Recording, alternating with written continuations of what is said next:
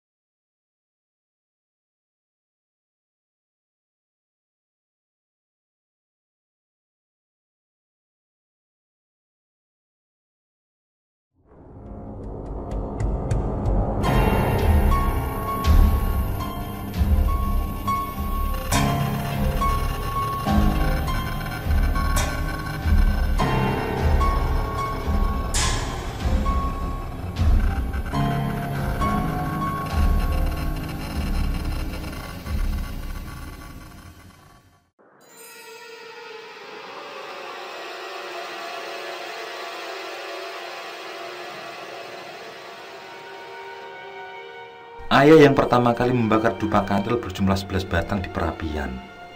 Setelah itu ayah kembali naik. Ingin menemani ibu katanya. Tinggal aku dan Gus Amar yang duduk berdua di balik semedi. Aku pun turut membakar dupa. Tepat tinggal 9 batang tersisa dan aku bakar semuanya. Kemudian aku haturkan di altar yang terbuat dari beton itu. Gus Amar mengajakku zikir disertai lantunan mantra-mantra berbahasa Jawa. Hingga zikir kami dipecah oleh seorang nenek tua membawa tikar pandan dan lampu minyak yang apinya bergoyang-goyang terkena tiupan angin laut. Dari cahaya yang terpantul lampu minyak, terlihat nenek itu sangat tua. Dengan mata yang sudah merembes basah dan kulit yang sudah mengendor. Rambutnya yang putih tipis digulung ikat apa adanya. Bajunya liris hitam dan coklat. Jari yang dipakainya terlihat sudah pudar merata. Nak, minta sedekahnya nak. Minta sedekah. Tutur nenek itu dengan suara yang gemetar. Aku menolakkan muka dan sedikit terkejut dengan kehadirannya. Beliau berjalan mendekat dengan langkah yang terseok-seok dan diseret. Berilah sedekah, kata Gus Amar padaku. Aku rogoh kocek dan kuberikan entah berapa yang kuambil. Tidak terlihat nominalnya karena tidak ada penerangan, kecuali cahaya yang sangat redup dari lampu minyak si nenek. 30.000. Katam sudah nak, lunas. Nenek tersebut berucap dengan suara gemetar. Hatam, bisikku bingung. Ini tikar pandan. Gunakan untuk alas dudukmu. Orang hidup itu harus punya alas duduk. Alas menjalani kehidupan. Nenek itu melemparkan begitu saja pada kami tikar pandan itu. Lalu beliau mulai berbalik arah berjalan menjauhi kami.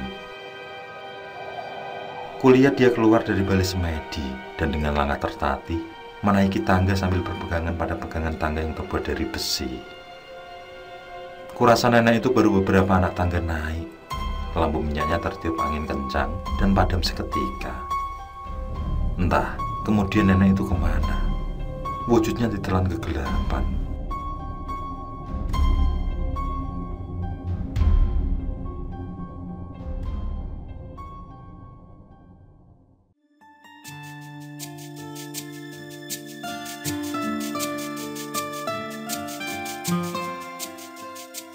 Sejurus kemudian, kugelar tikar itu. Aku dan Gus Amar merokok, disertai obrolan ringan. Di balik semedi yang tidak ada siapa-siapa kecuali kami, aku menatap riuhnya samudra.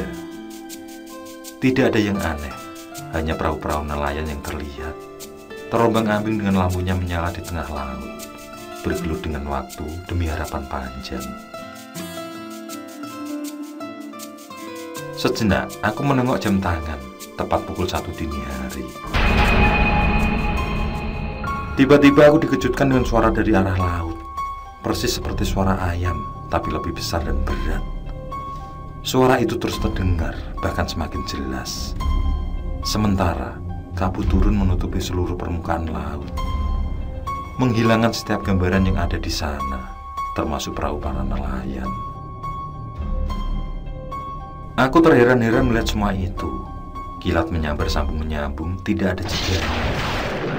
Meski begitu, tidak ada suara gemuruh badai yang terdengar. Angin tiba-tiba berembus mengencang, hingga mampu membolak-balikkan asbak kayu yang berada di hadapan kami berdua. Di saat itulah, seekor ular kobra yang sangat besar muncul dari laut. Ular sangat besar itu mengembangkan kepalanya di depan kami. Mungkin saja kepalanya sebesar truk. Di antara keremangan cahaya malam, terlihat sisi punggungnya berwarna merah, sementara sisi perut berwarna putih keperakan. Lidahnya yang bercabang keluar masuk dari mulutnya. Aku maupun Gus Amar benar-benar tersentak bukan kepala. Tapi kami tidak hendak lari, karena kami sudah siap dengan hal-hal semacam itu. Terutama Gus Amar yang sedari tadi tampak tegang. Blorong, blorong. Aku merasa telingaku dibisiki oleh suatu suara yang halus dan mengikuti angin. "Di blorong, Gus," kataku setengah berbisik pada Gus Amar. Sementara Gus Amar sendiri terlihat kaku tanpa bergerak dan tidak mengucapkan sepatah kata pun. Entah beliau sedang melakukan ritual apa. Aku yang mulai panik melihat tingkah Gus Amar meraih saku jaket lalu mengeluarkan tusuk kondi emas dari bungkus kain putihnya. Kondi tersebut aku pegang di ujung jari dan kutunjukkan pada ular kobra raksasa itu. Entah apa yang terjadi, ular yang menurutku Nyi Blorong itu mengangguk-angguk, disusul dengan turun menghujam laut, hingga ombak berdebur sangat kencang. Sejurus kemudian, Gus Amar batuk seperti tersedak. Pandangannya begitu tajam pada ombak yang tergulung dahsyat, seakan-akan hendak meranyapi tebing karang yang tinggi. Kilat masih gemerlap disertai kabut yang semakin tebal. Sampai-sampai gemerlap lampu nelayan tidak terlihat sama sekali. Air yang sangat dahsyatnya membuat kami kewalahan.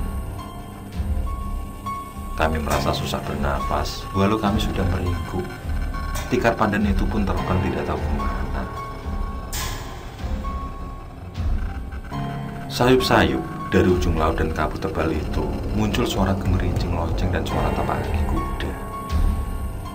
Dari ujung, kabut sinar putih perak kemasan muncul semakin mendekat, dan cahaya itu makin menyilaukan mata. "Apa iki?" kata Gus Amar bertanya-tanya. Dari bicara dan gelagatnya, tampak beliau sudah sangat gusar. Suara gemerincing itu semakin jelas terdengar, hingga jelaslah terlihat bahwa itu adalah kereta kencana yang ditarik 4 ekor kuda. Penampakan itu dibarengi oleh seekor penyu laut yang luar biasa besar. Wujudnya persis seperti patung penyu yang tengkurap di pala remang, bersanding dengan patung gajah. Tapi besarnya seolah-olah sama dengan kapal feri.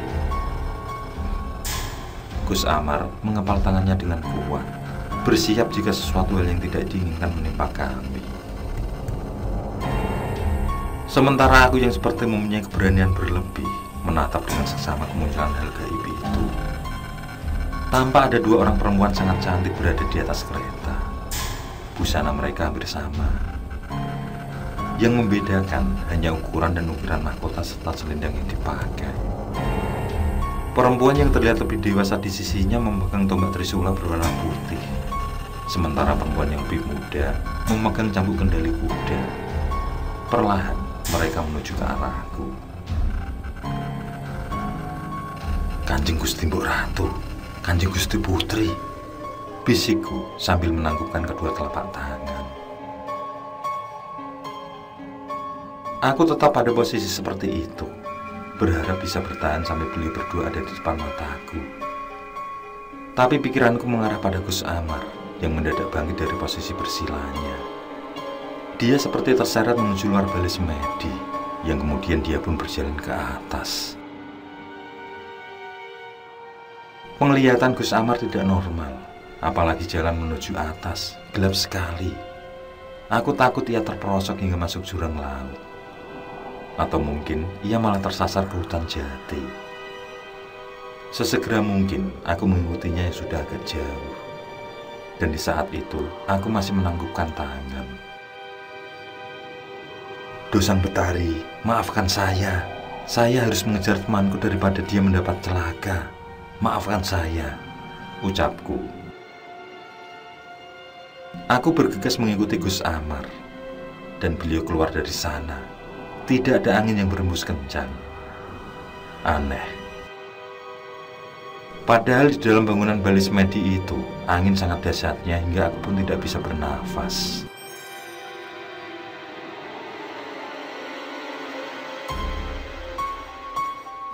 Begitu sampai di sebuah gua dekat balai semedi, muncul bulatan cahaya berwarna biru dari dalam gua tersebut. Besarnya kira-kira sekepalan tangan orang dewasa.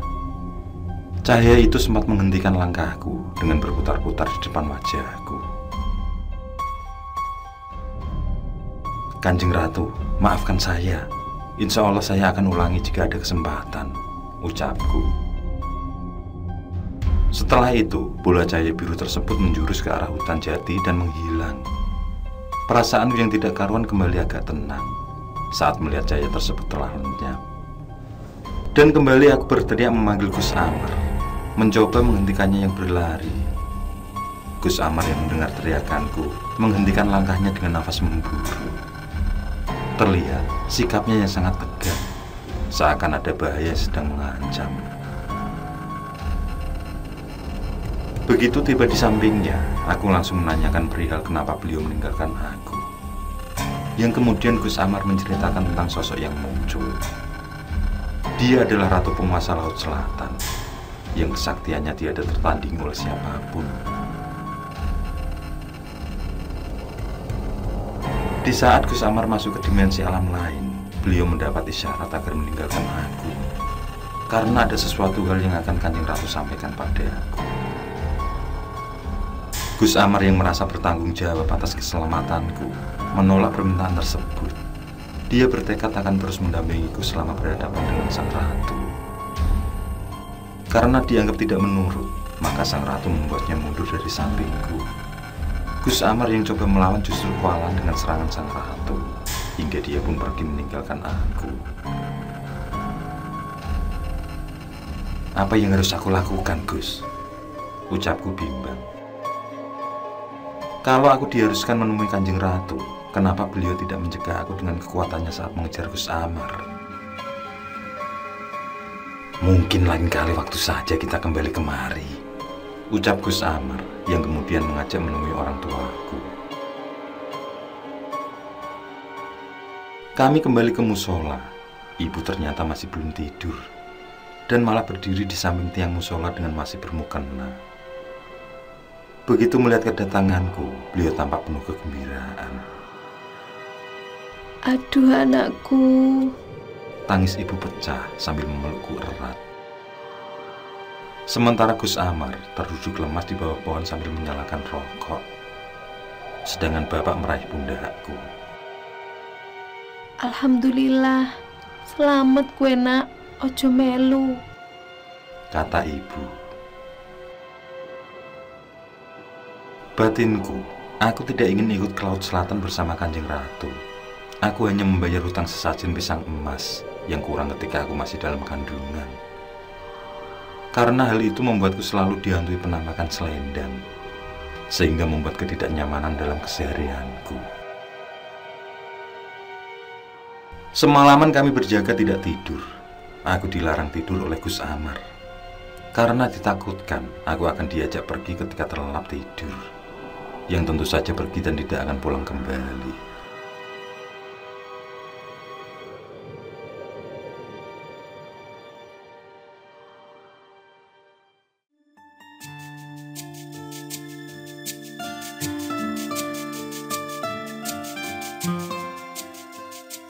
Pagi harinya kami bersiap pulang, tapi aku masuk kembali ke dalam Palereman untuk sekali lagi mohon maaf pada Kanjeng Gusti Ratu dan Kanjeng Gusti Putri Roro Kidul. Setelah bersemedi sebentar, aku menangkupkan tangan di depan wajah, mohon undur diri. Kamu! Minta maaflah pada Ratu Segoro Kidul. Terdengar seorang wanita setengah baya membentak Gus Amar. Gus Amar pun segera menyusulku masuk, seraya mengaturkan permintaan maaf secara jelas pada Kanjeng Gusti Ratu. Aku sendiri masih penasaran dengan semua yang terjadi. Berbagai pertanyaan aku simpan, terutama tentang arti dari sesaji yang dulu ibu persembahkan, sehingga harus berurusan dengan penguasa Laut Selatan.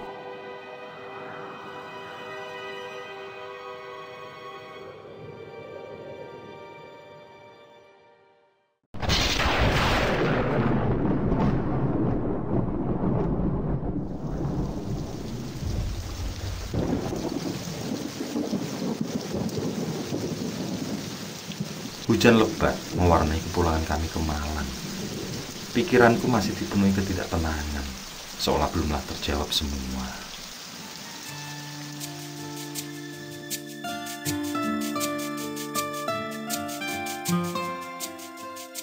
Sampai di rumah, rasanya lelah sekali dan ingin segera tidur. Setelah Gus Amar berpamitan, aku segera mandi dan berganti baju. Lalu merebahkan diri di kasur. Rasanya aku bersalah sekali dan masih belum lega tentang kejadian semalam.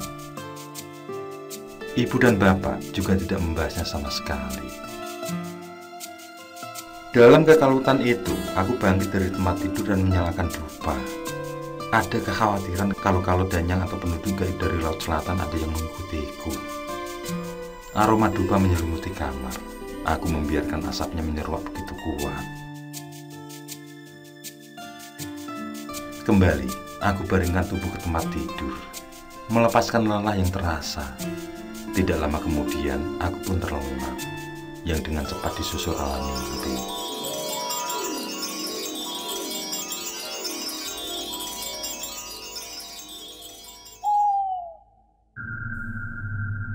Di dalam mimpi itu, aku dijemput oleh kereta kuda. Sebelum aku disuruh naik oleh kusir laki-laki kereta kuda berwarna putih itu, disuruhnya aku berpakaian keraton yang gemerlapan dan mahkota dengan emas berkilauan yang sudah dipersiapkan. Aku segera berganti pakaian menuruti ucapan pria tua tersebut. Setelahnya, aku bergegas naik ke dalam kereta, yang ternyata di atas kereta terdapat seorang pemuda yang tidak kukenal sama sekali. Dia menyambutku sambil tersenyum manis, kemudian menyelami dan memelukku, seakan ada rasa kangen yang sangat dalam. Tidak berapa lama kemudian, kereta itu berjalan kencang menuju tengah laut, menghujam terus ke arah air laut yang berombak tinggi. Di dalamnya ada sebuah gerbang mirip candi, dijaga oleh pasukan-pasukan berbentuk hewan laut yang besar-besar dan membawa senjata. Kepiting membawa tombak, ikan-ikan dan penyu membawa pedang, ular laut yang bertebaran, dan lain sebagainya. Tampak sangat menyeramkan. Sugeng rawuh, Den Mas. Sambut salah seorang danyang keraton tersebut sambil membungkukkan badan. Dalam mimpiku itu, aku memasuki gerbang candi yang berpintu besi, terbuka dengan berduri dan berat. Begitu terbuka seluruhnya, aku yang hendak masuk tiba-tiba tanganku ada yang menarik. Diajaknya aku menjauh dari tempat tersebut, dan ternyata dia adalah kakekku. Saat kami hendak keluar dari tempat itu, beberapa pasukan menghadang. Dengan wajah bengis, mereka menyuruh kakek agar meninggalkan tempat itu sendirian. Disuruhnya beliau meninggalkan aku di sana, tapi kakek bersikeras mengajakku pulang. yang akhirnya terjadilah adu kesaktian di sana. Tapi hal itu tidak berlangsung lama. Sang ratu muncul di tengah pertarungan tersebut. Sontak aku terkaget. Tampak pula sosok wanita yang berpakaian panglima perang di belakang sang ratu. Blorong, akhirilah semua ini, ucap sang ratu pada wanita tersebut. Aku hanya diam dalam perlindungan kakek. Di saat itulah aku terbangun dari tidur, yang ternyata sudah ada kakek dan Gus Amar di samping tempat tidurku. Mereka sama-sama berdiri dengan bersedekap dan mata terpejam. Anehnya, aku yang sudah terjaga sama sekali tidak mampu menggerakkan anggota tubuh. Kaku, seperti terkunci. Begitupun bibirku, tidak mampu mengucap sepatah kata pun. Hanya kepalaku saja yang bisa menoleh ke kiri juga ke kanan. Keadaan itu aku rasakan hingga beberapa menit lamanya. Sampai akhirnya kakek dan Gus Amar membuka mata. Yang kemudian kakek meniup sekujur tubuhku. Di saat itulah aku merasa terbebas dari belenggu. Satu persatu aku pun menggerakkan setiap anggota badan. Sebentar kemudian kakek memanggil ayah dan ibu agar masuk ke dalam. Bagaimana, Pak? Tanya ibu cemas. Ketika melihatku yang sudah tersadar, kecemasan itu sedikit berkurang. Sementara aku masih bingung dengan apa yang terjadi, sehingga mereka semua berkumpul di dalam kamar. Gus Amar berkata, di saat pulang tadi, beliau bertemu dengan kakek di masjid, yang kemudian terjadi perkenalan di sana. Kakek dengan ilmu kebatinannya tahu akan apa yang menimpa padaku. Menurutnya, di bulan Suro ini aku akan kedatangan tamu yang menagih janji. Hingga beliau datang ke rumah. Akhirnya bersama Gus Amar, beliau menemuiku. Semua sudah berakhir. Yang dilanjutkan dengan bercerita tentang masa lalu. Cipto, adik ibu adalah seorang penjudi. Karena terlilit hutang pada banyak orang, akhirnya dia melakukan jalan pintas. Dia mengambil pesugihan di sekitaran pantai selatan dengan melakukan persekutuan dengan Nyi Blorong.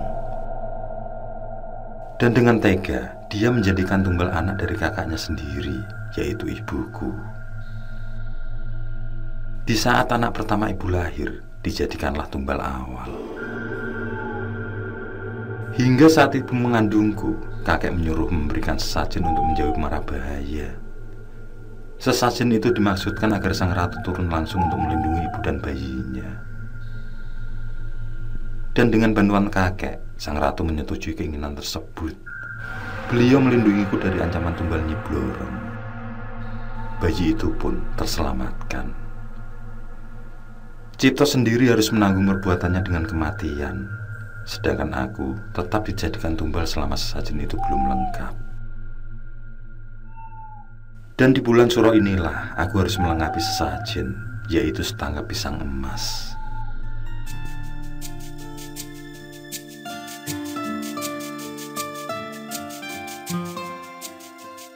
Berkat kemurahan hati sang ratu, akhirnya Nyi Blorong melepaskan kamu, tutur kakek. Dari cerita tersebut, aku teringat akan sosok yang mendatangiku dengan kereta kuda. Pemuda itu pastilah kakakku, yang telah dijadikan tumbal oleh Paman Cipto. Seorang yang selama ini tidak pernah diceritakan oleh ibu. Jelaslah sudah apa yang menghantuiku selama ini. Dan aku bersyukur karena semua berjalan dengan baik. Di akhir ceritanya, kakek berpesan agar aku mengunjungi Palereman Kanjeng Ratu di setiap malam 1 Suro.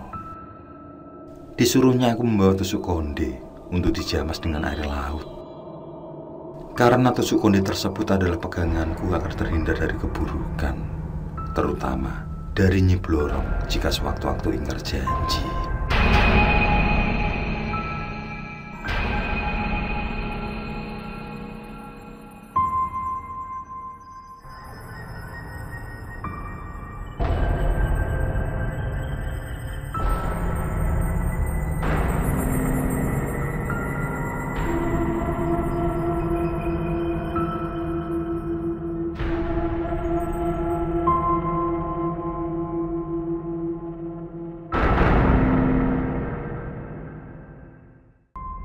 Oke, saya kira cukup cerita kali ini.